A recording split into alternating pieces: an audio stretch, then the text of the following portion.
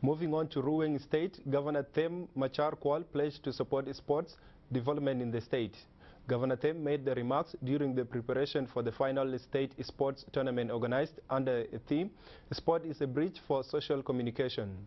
The governor encouraged the youth in the state to concentrate on sports as a milestone to promote unity and peace among the communities.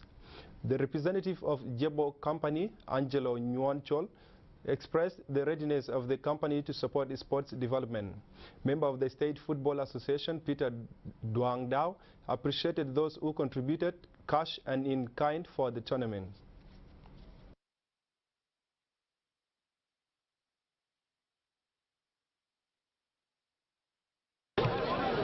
للفريقين الأخيرين اللي ختموا لنا دور الليلة، فريق هوليبيبي وفريق بارينغ ناشونال. أنا عايز أقول إنه مبروك لكل الفرق المشاركة ومبروك للفريق الفائز اليوم.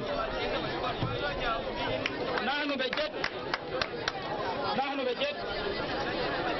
مبسوطين خالص، مسرورين جدا بالختام ده.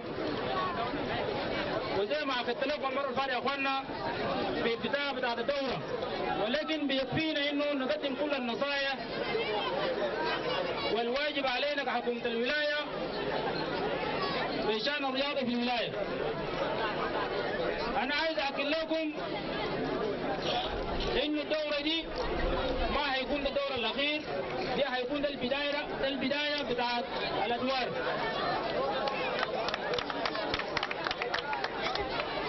فأنا عايز أأكد لكم، وزي ما سمعت قبل شوي من المتحدثين القبلي والناس اللي بيدعموا الرياضة في الولاية، ممكن معظم الناس اللي يتكلموا يا اخوانا دول كلهم رياضيين. ناس روين هيشيلوا كاس. لا أنا شفت أبطال فيكم، شفت أبطال ليجند، أبطال الكرة القدم، شفت في ناشونال، شفت في هوليبيبي، وشفت في كل الفرقان الموجود في ولاية روين. متاكد دورة جاي لما نقول دورة بتاع جنوب السودان الكاس ده هنجيبه بارين هنا إن شاء الله. When Panriengs FC play with the Holybaby, it is show mentality of Panriengs and Ruweng State. That people have ability to play football how we have done match the match. There's nothing going on. The match went well. I'm very happy with it. We cooperated. There's no accident completely. It was a good match and I appreciate it very well. Therefore I tell my colleagues, the chairman of Holybaby, for our appreciation and our cooperative, our match with the president, with the honorable governor, and his. شهد حاكم ولاية روينغ طوم مشاركة على اختتام الدور التمهيدي الرياضي لشهر أغسطس تحت شعار الرياضة جسر التواصل الاجتماعي، حيث حضر فعاليات ختام الدور نائب حاكم ولاية روينغ إلى جانب وزير الإعلام المكلف الأستاذ بابكر مكير. خلال مخاطبته المناسبة أشاد حاكم ولاية روينغ بدور الولاية في دعم الرياضي.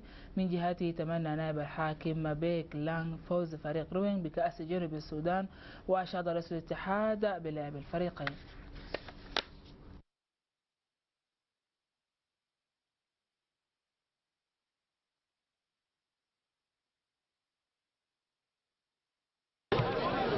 للفريقين الأخيرين اللي ختموا لنا دور الليلة، فريق هوليبيبي وفريق بارينغ ناشونال. أنا عايز أقول إنه مبروك لكل الفرق المشاركة ومبروك للفريق الفائز اليوم. نحن بجد مبسوطين خالص، مسرورين جدا بالختام ده.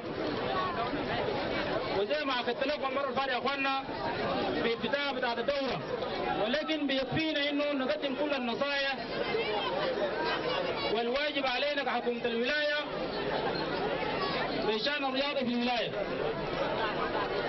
أنا عايز أحكي لكم إنه الدورة دي ما هيكون ده الدور الأخير، دي هيكون ده البداية بتاعت الأدوار.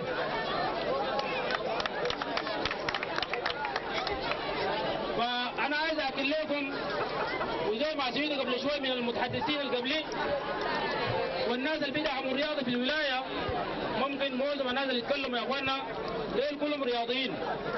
ناس روين هيشيلوا كاس. لا انا شفت ابطال فيكم، شفت ابطال ليجند، ابطال الكرة القدم، شفت في ناشونال، شفت في هوليبيبي، وشفت في كل الفرقان الموجود في ولاية روين. متاكد دورة جاي لما نقول دورة بتاع جنوب السودان الكاس ده هنجيبه فارغ هنا ان شاء الله. When Panriengs FC play with the Holybaby, it is show mentality of Panriengs and Ruweng State. Their people have ability to play football how we are can match the match. There's nothing going on. The match went well. I'm very happy with it. We cooperated.